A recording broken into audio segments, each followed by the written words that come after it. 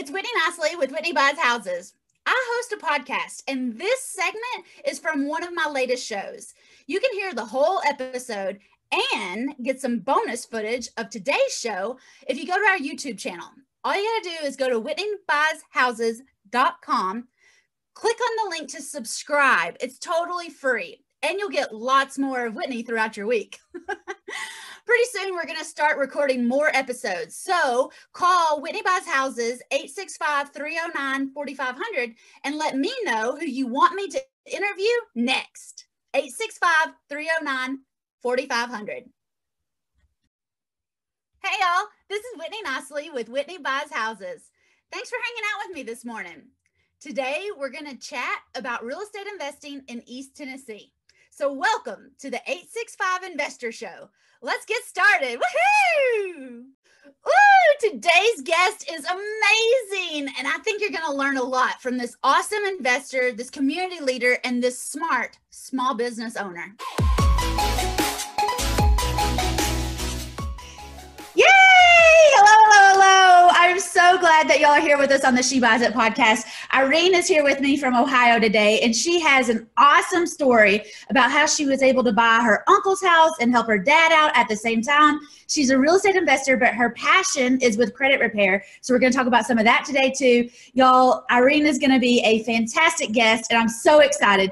Is there anything I missed? No, I think you pretty got it all. Go Cavs. Okay. Go Cavs. All right.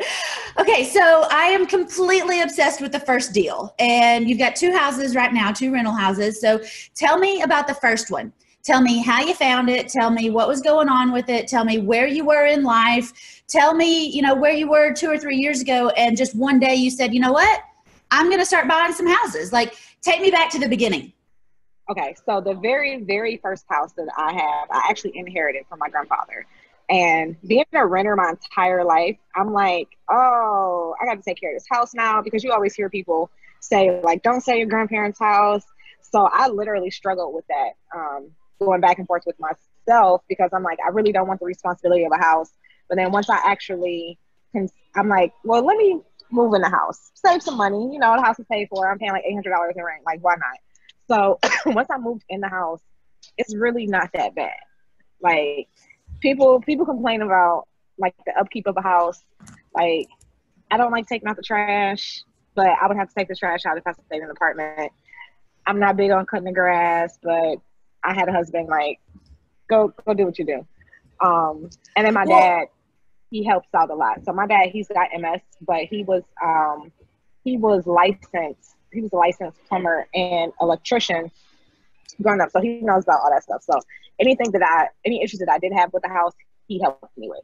So that was, people complain. You nailed it right there. People are going to complain about everything, whether they own it or not, and whether they're paying somebody else's mortgage or not. You still have to take the trash out. You still have to mow the yard. Like, you might as well be getting some assets for this on your balance sheet. Like, why not be the homeowner? Like, but people are just going to complain. You nailed that. People complain. Full sentence. About everything. So your dad was helping out anything that needed to be repaired, and everybody's just chipping in and taking care of this house. And now you don't have to pay $800 a month in rent. I love it. Yep. And the house, like, when I inherited it, it was free and clear. Like, literally the only thing I had to pay was the taxes and the house insurance. Awesome. Second deal. So the second house that I have is actually the house that my dad lives in. So my uncle, he lives down south, and he was renting the house to my dad, because my dad's got Section 8, and he just didn't want the house no more. So he's like, Irene, if you just pay the taxes on the house, it's yours. So I'm like, okay. And well, with wait a second. Section 8, when you say pay the taxes on the house, like the back taxes on the house. Oh, the back taxes on the house. Okay, cool.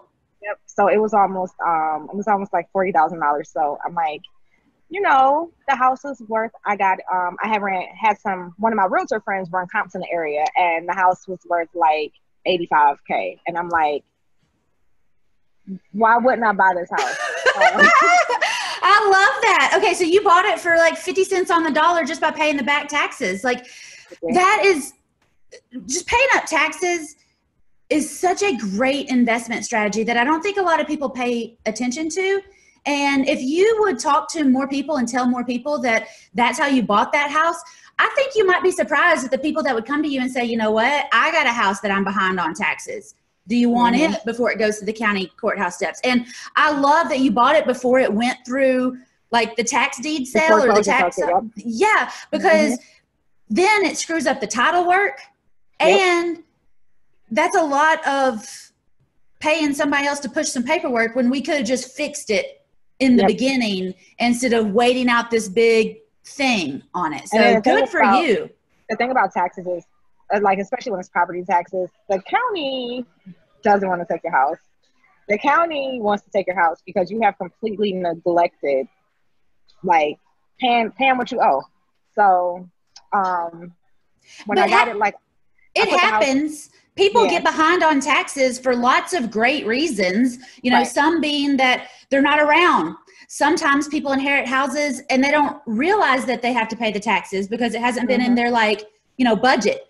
And so there's lots of great reasons that people get behind on taxes. But if you can solve that problem, sellers will gladly give you the house for what the taxes are owed on it because they're not going to get anything anyway. Right. I think, like in markets like Cleveland, there's no reason for you not to pay your property taxes. Like so the house that I was living in, I ended up moving out and renting out. The property taxes on the house is like $900 a month. I mean, not $900 a month. Oh, baby. $900 a year. That sounds like California taxes. No, $900 a year. So, like, Cleveland is a really good market to invest in and have, like, a lot of cash flow. I think people, they get intimidated by the idea of real estate investing because for some reason we're in this space with investing and being a business owner and just doing anything that does not equate to punching a clock for somebody else. People are always like, oh, well, how much did it cost for you to do this? Like, there is nowhere that you can make money and not have to spend money or have money, like, make some type of, have some type of, like, operating expense. So it's like, it's an investment. It's either an investment in your business, an investment in your time. I mean, when you go to college, that's an investment. People pay to get a degree, to go to work, to pay this stuff off. Like, it's the same thing. And you totally nailed it. People are so upset about the cost to get started.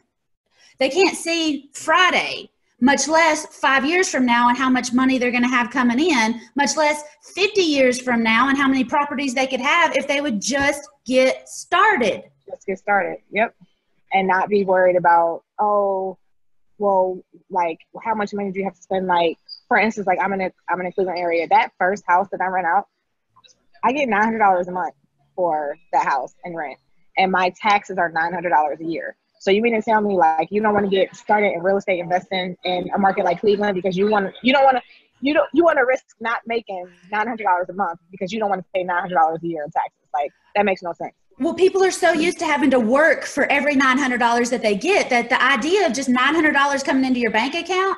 So for 11 months, you get $900 and 1 month you let somebody else pay the property taxes on it. People don't see that in their head because what do you mean I just get $900 a month? Like, that blows their mind. And then they're trying to think of how they're going to come up with $900 to pay the taxes. It's not like that. It's somebody else paying it. You just don't collect that month. Yeah, you just got to know how to manage your money. And I do agree with you. I think a lot of it is mindset. So prior to me inheriting the house, like, or no, when I did inherit it, I was like, oh no, I don't want to own no properties. Like, I want to sell the house. Like, I don't want to do nothing with real estate. And then I started being in the credit repair industry. I started meeting, like, a lot of people who were real estate investors or people who own primary homes and maybe did, like, house hacking and rented out another unit. And I'm like, y'all making money and not even doing nothing? So it's like, it completely changed my mindset. And I think that's why it's so important to be very conscious of the people that you have, like, in your mental space. I think a lot of times we get hung up on, oh, well, I've been friends with such and such for 40 years, but it's like, what is being friends with that person doing for you productivity wise? Like, are they pushing you to do better, to want to know more? And, like, the friends that I've been making these past couple of years are all in different spaces doing different things. And I'm like, I'm intrigued.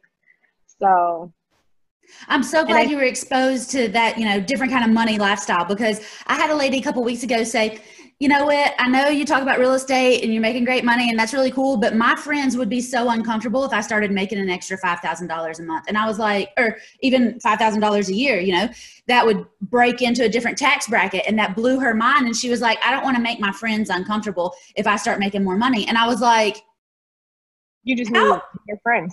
That's it. How are you living right now just to make sure your friends aren't uncomfortable? What if your kid wants something? What if you want to go on vacation? What are you going to care about your friends when you're stuck in a 10 by 10 concrete box when you are old because you never bought these houses? Like, what are you going to care about your friends then? People. And they always say birds of a feather flock together. Like, okay, so you making $5,000 more a month than you were before. Go find some new friends. Like, yeah. We're not kids. And I think the older you get, the more important it is to make sure that the people that you have around you are people of similar interests. Because just having people in your circle consistently, or like consistently interacting with people who have no interest in what you're doing, or like no interest in progressing, it's gonna bring you down every time. My dad, I was dating a guy. I was out of college, but I was dating a guy that I'd gone to high school with, and I was hanging out with all my high school friends again. And it was awesome because it was comfortable. I knew them, we'd grown up together and everything was great.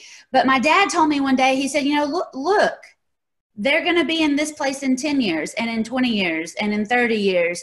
And do you still want to be here then? Yep.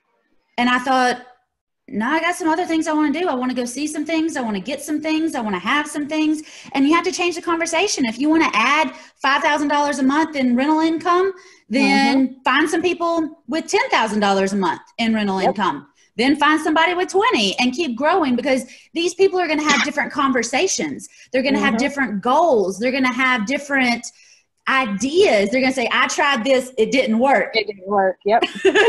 Don't waste your time on that. But try it like this. I went to dinner last night.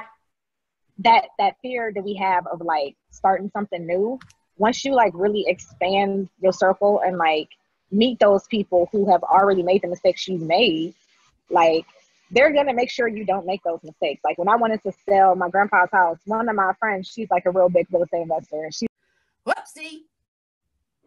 I got so caught up in our chat that I almost forgot to cut back to WOKI and hear from some of our East Tennessee sponsors and get the weather report. Hey, y'all be sure to listen for a special message from that loud lady that buys houses. Wink, wink. And don't forget, Whitney buys houses, 865-309-4500. Okay, that's the last plug for now. I'll be back in a jiffy, y'all.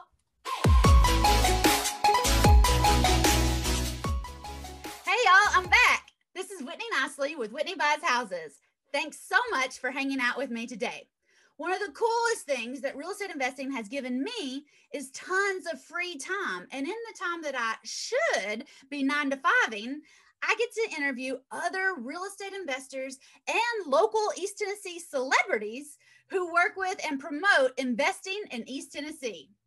Today, I have a super awesome guest, and we are digging into first deal lessons, what you should look for, and how to make more money and save more money when you invest in East Tennessee. Remember, if you have a house to sell quickly in East Tennessee, call Whitney Buys Houses. We make 3 to 4 offers on every property every time we talk to a seller. 865-309-4500. Alrighty, now back to the show.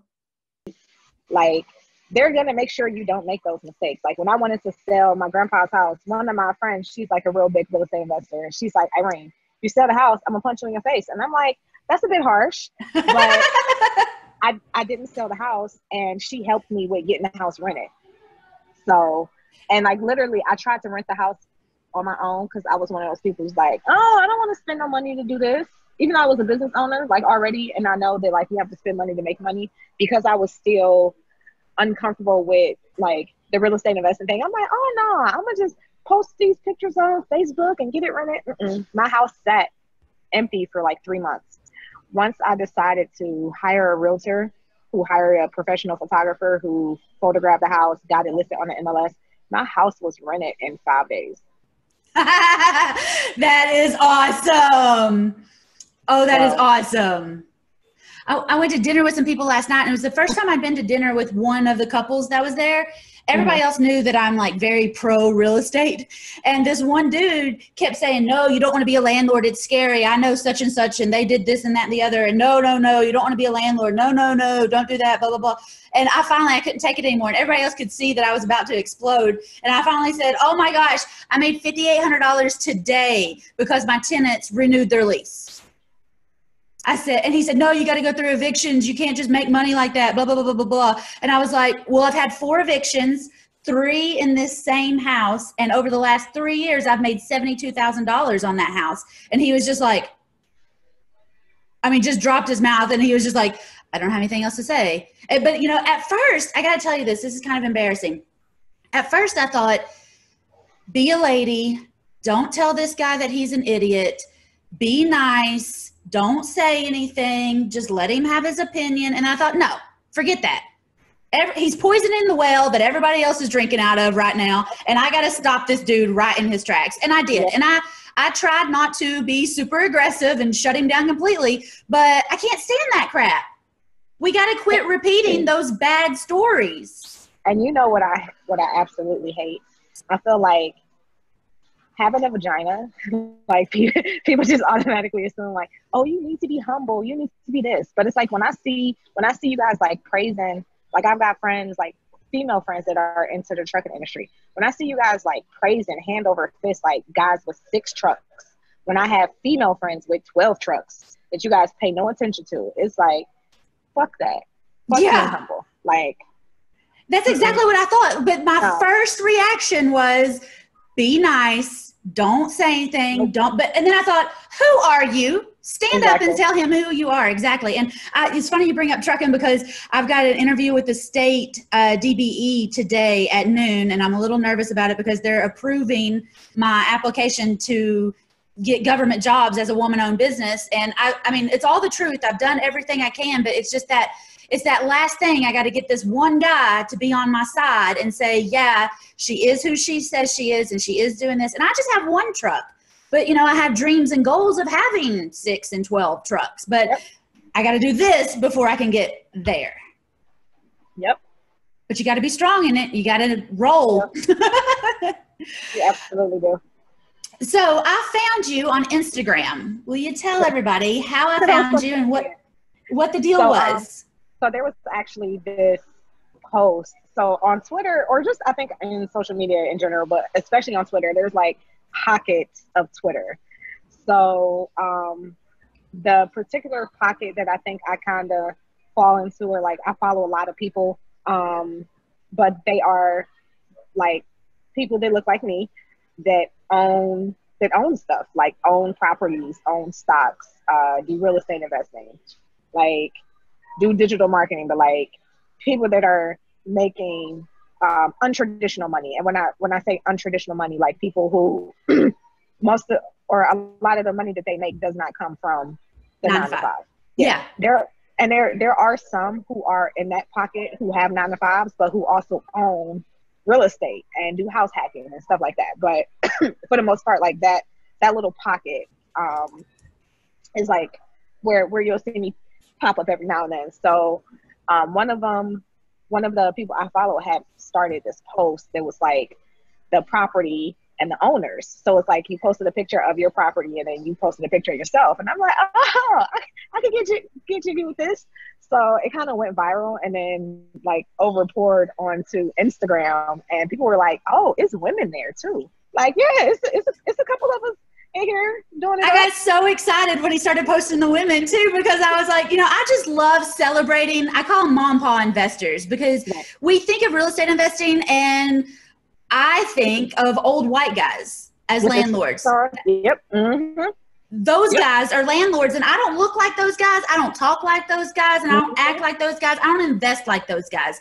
But this post and this hashtag is celebrating people who don't fit the typical stereotypical model of a landlord, and I love celebrating mom pa investors. I call them mom pa investors. I feel like a mom pa investor because I'm just me and I just buy houses.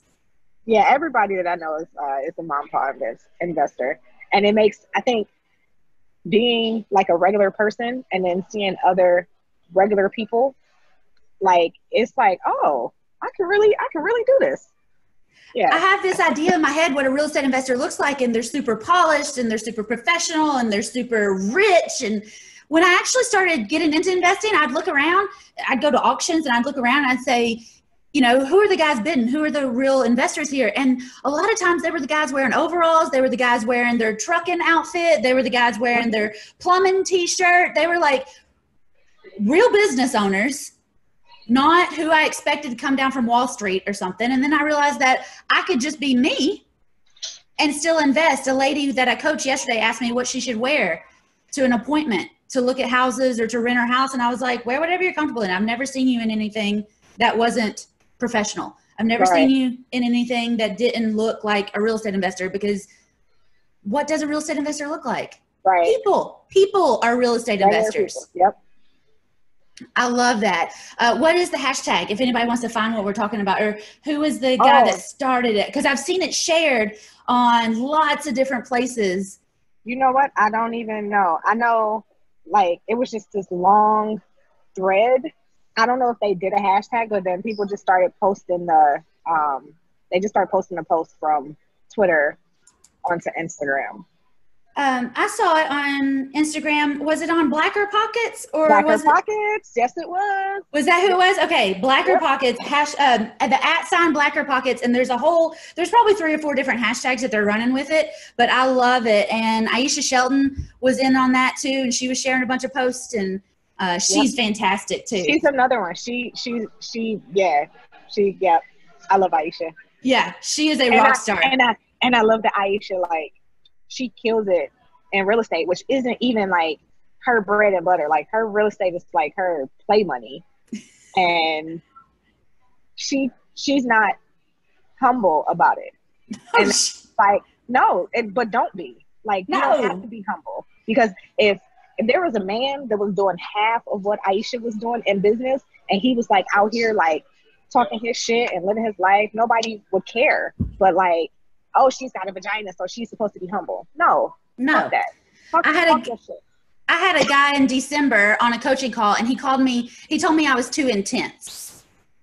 Like it was a bad thing. And I was like, dude, intense has got me where I am. Being aggressive has got me where I am.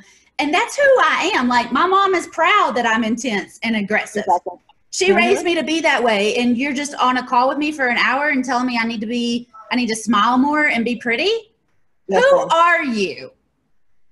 And it's because it's like they don't expect us to like do what we're doing. Like, I take care of my mom, I take care of my dad, I take care of my household. Like, you're not gonna tell me I don't get to talk my shit. Like, no, you're not. You're not at all. Nope. I mean, my husband is glad that I'm an independent woman. You know, like, I'm not married to this dude. Who are you to tell me how to act? You're not my daddy. Nope. I have a daddy, and he's proud of me. Yep. and my daddy tell me all the time, talk your shit, baby. And I was like, okay, Dad. My mom was raised, though, to be the woman in the office that never had an opinion, never knew the best business answers. She was just supposed to, you know, do the tickets and make the invoices and collect the checks and just come and go, but still be dedicated. She didn't raise me that way. And I'm not going to play that role. Right. And I love it. You know, a lot of times, like, in these businesses, a lot of these businesses aren't even successful without a woman being the backbone. So it's like, why are you telling me to be humble? Why are you expecting me to be humble? Like, I went to an event last week, and I'm trying to find an assistant in Knoxville that can help me run some events and do some things. And this guy is teaching me how to run these events and speak and all this stuff. And I looked around and noticed he's got an assistant and a wife helping him. And I was talking to him on a break, and I was like, you know, this, that, and the other. He was like, oh, well, just let your assistant do it. And I was like, I don't have an assistant. And then I said, you know, in dinner last night, your wife had that all set up. I don't have a wife. Like, how am I supposed to do this without these people that you don't even like I mean, he acknowledges them, he appreciates them, but they're just so convenient to him that he doesn't realize how blessed he is to have those people helping him. Not at all. So the woman is a lot of times running a lot of different things and running your household so you can take these pretty Christmas pictures. Yep. And look super successful on vacation. And you want me to be humble. No. And I'm okay, you know, if a woman wants to play that role, like play your role, that's fine. Right. Do it. If you want to be a stay-at-home mom, fine. Do it. But I talk to a lot of stay-at-home moms that say, you know, I love it, but I also want some spending money. I also want some cash to come in, but I don't have time to do a 9 to 5. I don't have time to do an MLM. And I say, well, get you 3 or 4 houses. They make $300 or $400 extra every month. Now you got a couple grand coming in. Or you've got one house that brings in $900 a month. You could have 2 houses and almost bring in $2 grand a month. And then you've got plenty of spending money that you don't have to ask for. Nope. Because it's yours. You can do these deals. You definitely can. So tell me about the credit repair. What do you have going on over there? And is that the other business that you're running, or is that one of the other businesses that you're running? Or so and I say financial services only because we offer more than just credit repair. So Hannah Financial is the name of my business. And we offer credit repair, tax preparation, and student loan servicing. So how did I get started in that? Listen, it all goes back to this house that I inherited. When my grandpa did pass, he left me that house and he left me like $50,000. So my credit was like terrible. I think my credit was like in the low 400s. And what do we do when we got shit credit and we want to fix it and we got some money? Let me pay off everything. So I paid off $30,000 worth of debt and my score went up 12 points. 12 points after 30 grand of paying it off? 30K cash. So I have been trying to figure out like, what in the hell what just happened? So I had heard about credit repair here in Cleveland, but everybody that I knew here that was doing it, or everybody that was like coming into that was doing it, I'm like, my credit only went up 12 points, but there's no way in hell I'm giving you my personal information. Like, they just didn't seem legit. So I've always been a figure it out figure it out so, DIYer. Yeah, like I started just doing a bunch of research on like credit repair, credit scoring, the credit reporting system, like the credit laws, because a lot of people, they think, oh, credit repair is a scam. And it's like, no, what's a scam is that you will keep buying cars with a 20% APR. Whoops. I have to cut in right here and let WOKI catch us up on everything happening in East Tennessee this morning. Y'all don't go anywhere. We'll be right back with the 865 Investor Show.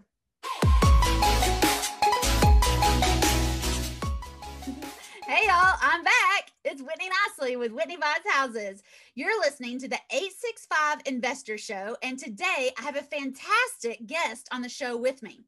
We're digging into some real estate investing lessons.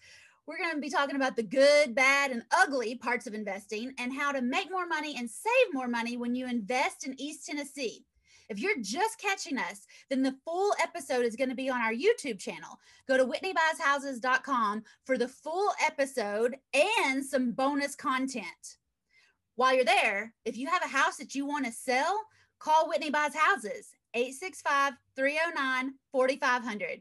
We make 3 offers on every property while we're there with you. Okay, now where were we in the show? Oh, okay, here it is. Woohoo!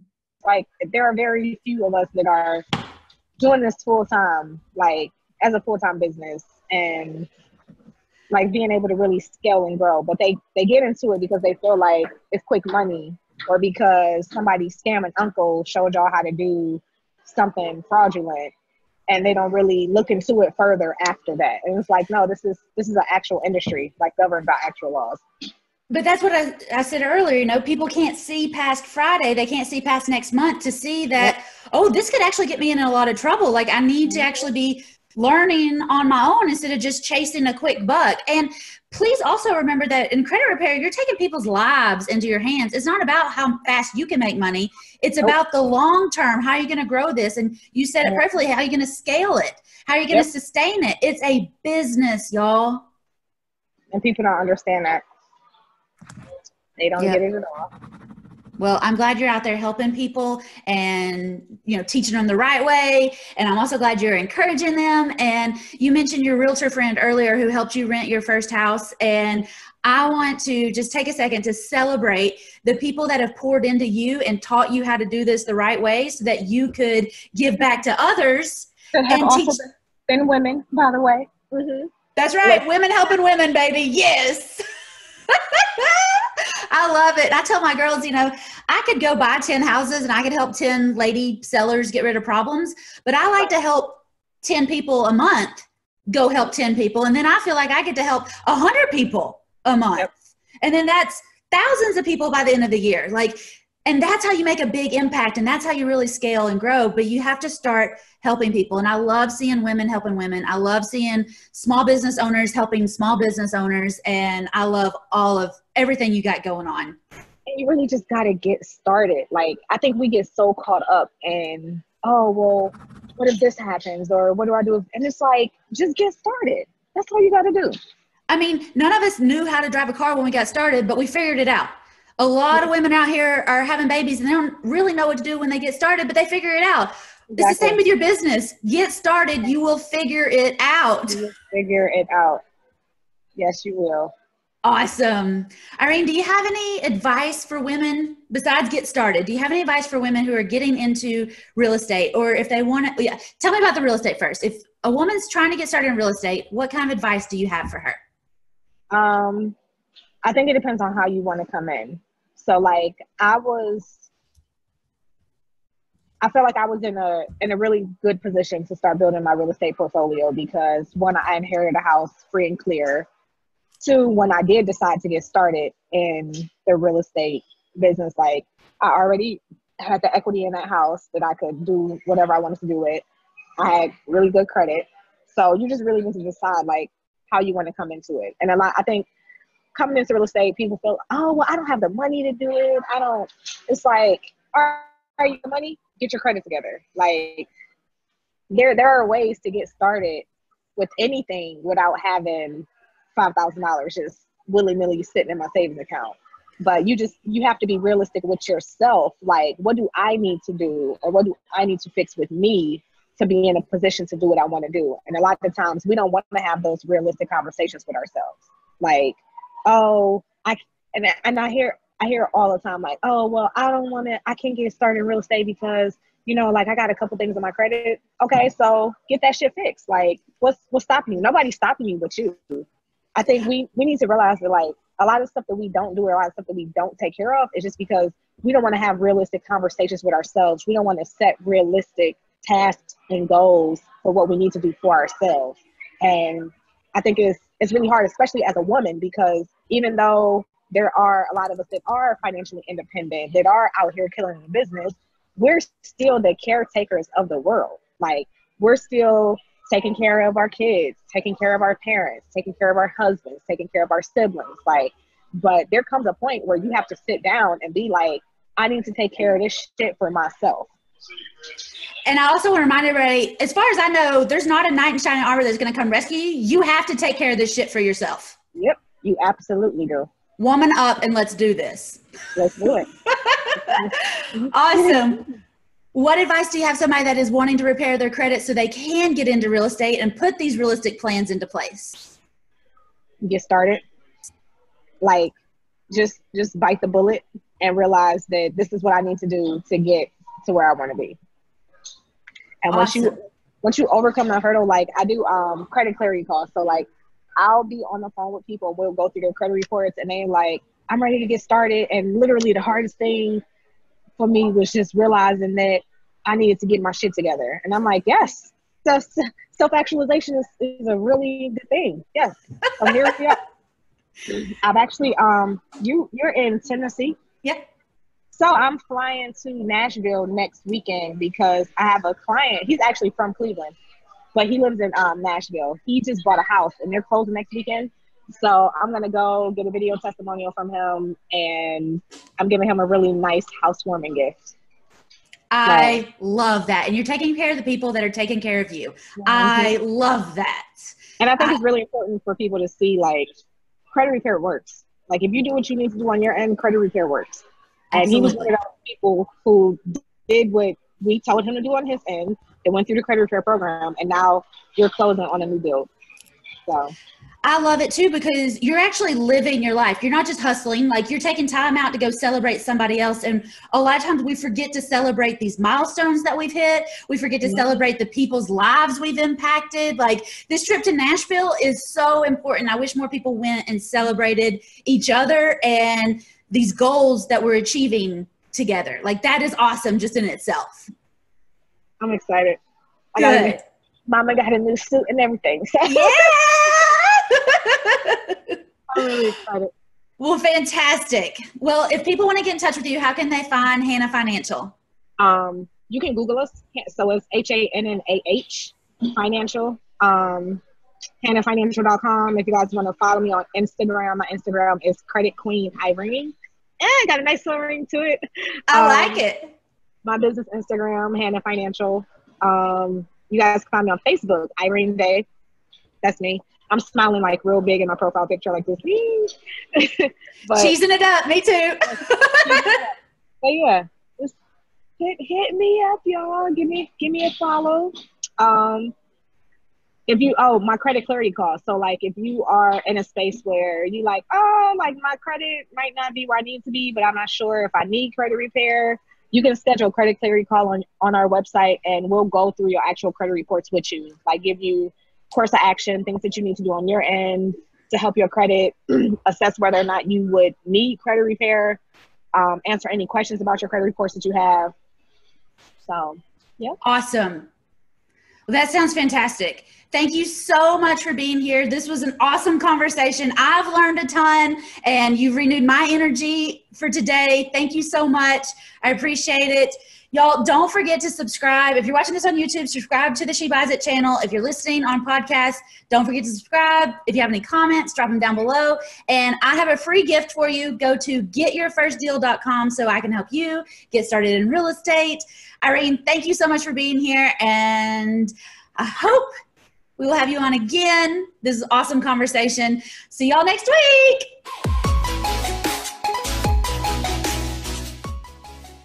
It's Whitney Nicely with Whitney Buys Houses. I got to tell you that I haven't always been the real estate person that I am. I haven't been the real estate nerd that I am these days. And I haven't always been the principal broker of Whitney Buys Houses.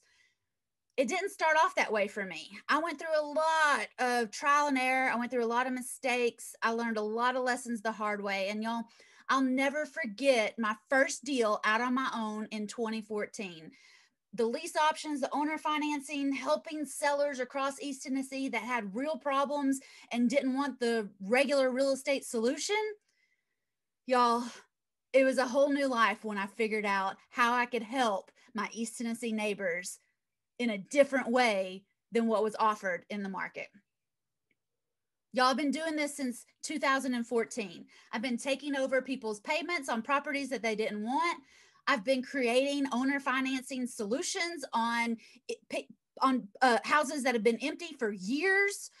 And I've been making and closing on low cash offers for years. All right. This isn't my first rodeo. I've seen it. Whatever it is that you're dealing with, I'm here to help you. I really love helping the people of East Tennessee realize there's more ways to find real estate relief than just signing 18,000 pages in a contract that really benefits your listing agent. And you don't have to suffer through watching 42 people stomp through your house on a Sunday afternoon. Not all houses are show worthy. All right. You might have a house with a bunch of stuff in it, or it needs some fixing and flipping, or maybe it just needs some paint. Maybe we could put lipstick on a pig. But for whatever reason, you don't want to go through the regular real estate roller coaster. And I get it.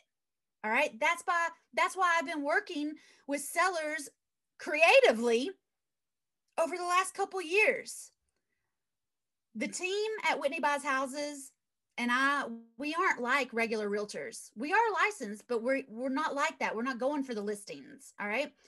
We also aren't like your typical real estate investors. All right. We actually team up together with our sellers. We're going to listen to your actual problems. And sometimes that has nothing to do with the actual real estate. All right. And we're going to be able to solve these problems with you quickly. Every time we go to look at a property, we're going to make 3 offers. And we can make these offers over the phone if you want us to. Now, we would love to drive out to your property and make offers there. In fact, that's usually when we can give our best offers, is when we're with you. But if you want us to go look at it when you're not there, that's fine. People send us keys to properties all the time. We go look at it. We will call you back. We will always make at least 3 offers. And the deals that we close at Whitney Buys Houses, it could take 7 days. It could take 14 days. It might take 90 days. All right. 3 months. You could handle 3 more months of that payment while we're working our buns off to make sure that it's out of your hair after that. All right. And, 7, 14, 30, 90 days, like that all just depends on which of the 3 offers our sellers accept. All right. We're going to make these 3 offers and you can let us know 1, 2, or 3, which one you like. Worst case scenario, like I said, we are licensed real estate agents around here. So offer number 4, we'll list the property and then we'll handle all the craziness that follows together. I don't want to list it though. All right. I want to buy the property. I want you to know, I want every seller to know across East Tennessee, y'all tell your friends, tell your neighbors, tell your family, tell the people in your Sunday school class that you don't have to be stuck with tenants, toilets, and troubles anymore. Call Whitney Buys Houses, 865-309-4500. All right, I want you to let everybody know. Share this out with your friends. You don't have to be stuck fighting with your siblings over your mom's house. You don't have to be stuck fighting with the bookkeeper over this and that and the other and chasing the receipts around and fixing and flipping. And you don't have to be stuck spending hours at the attorney's office and, fighting with the property managers because they're not collecting the rent or they didn't pay you or they didn't fix it or, all these things. You don't have to go through this anymore, y'all. Call Whitney Buys Houses. Let us make 3 offers on your property and buy it this week. All right. Whitney Buys Houses, 865-309-4500. I also had to take a second and let you know that I love helping women. I do, whether I'm helping you become a real estate investor or whether I'm buying your mom's house so that your mom can live the rest of her life without the responsibility of keeping up with this house.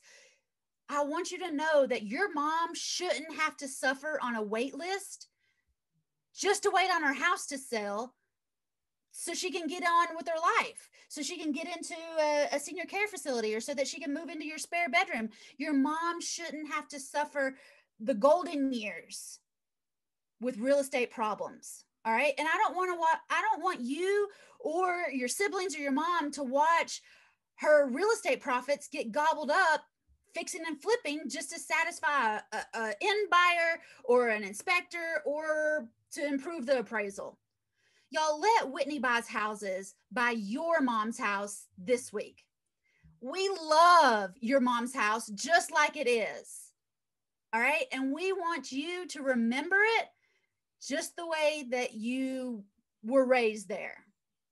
All right. Don't let it be a thorn in your side. Call Whitney Buys Houses and set up an appointment with our certified home buyers. Remember, Whitney Buys Houses all over East Tennessee. 865-309-4500. Y'all give me a call this week. I'm happy to make you 3 offers. I'm happy to come to the property. The ladies here in the office, they'll take great care of you. Check out our website, whitneybuysHouses.com. Subscribe to our YouTube channel. Y'all, please give us a call. 865-309-4500. And remember, Whitney Buys Houses.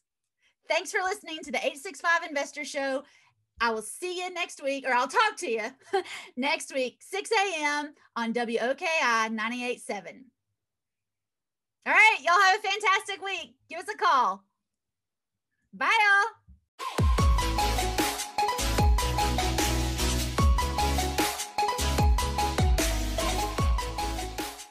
Well, that's the end of today's show. Thanks so much for hanging out with me. And because you're here on video, I got some bonus content for you. So check it out. If you have any questions, be sure to call us, 865-309-4500. And y'all remember, Whitney buys houses all over East Tennessee. Hey y'all, it's Whitney Nicely. I am out at 2570 Andrew Johnson Highway, 2570 Highway 11E. Not exactly sure the road number, but I'm at Landmark Apartments. See the sign right over there? I'm at Landmark Apartments, and we have unit number 2 available. So come on in. Let me give you a tour. All right, come on in. This is number 2. And we've got a nice big living room here. We've been doing some work. You see the floor there, and we've got new floors in the kitchen. These do not have dishwashers, but it's okay. We can still wash the dishes. Huge kitchen though, huge kitchen. Tons of space over there for an eat-in kitchen table. We've got a top bottom refrigerator in here. Again, nice big living room. Madison, say hey. This place has so much storage, y'all. Look at this huge storage closet here. And then I think this is actually a closet right here. Oh my gosh, look at this.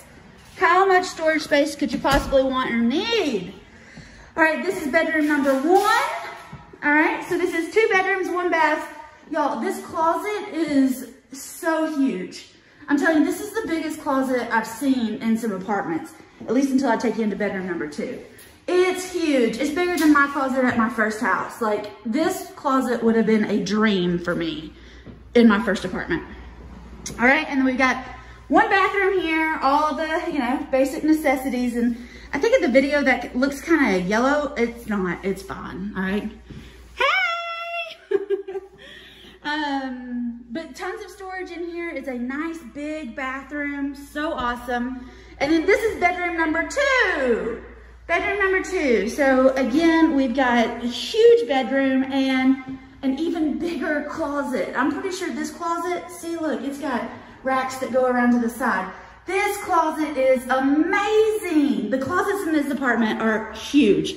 I mean, if these closets weren't so big, we might be able to get a 3rd bedroom in here, but not right now. We got 2 storage closets in the hallway, huge closets in the bedrooms, and we're rocking and rolling in here. All right, we do have the window units here, and it's awesome. We are offering this apartment number 2 at Landmark for $800 a month. That's first month security deposit and last month, and we have a pet fee. Right, Miranda? All right, again, we're at 2570, I'm pretty sure that's the number, Andrew Johnson Highway, Highway 11E. We're in Strawberry Plains. This is apartment number 2, and it's $800 a month. We got to get first month security deposit and last month $800. So $800, $800, $800, $2,400 to move in. I love pets. Love to have you and your pets come. It's $500 for the pets, and that's non-refundable. Yeah, we'd love to have you right here. Apartment number 2 is available. Call Whitney Buys Houses, 865-309-4500. You can fill out the application on our website, but I really want you to come see this property before you fill out the application. So call or text 865-309-4500. You'll talk to Miranda or Madison, one of the girls there. Go wave. Hey. But come on by, check us out. Whitney Buys Houses, 865-309-4500. Can't wait to have you move in. Landmark number 2. Woo-hoo!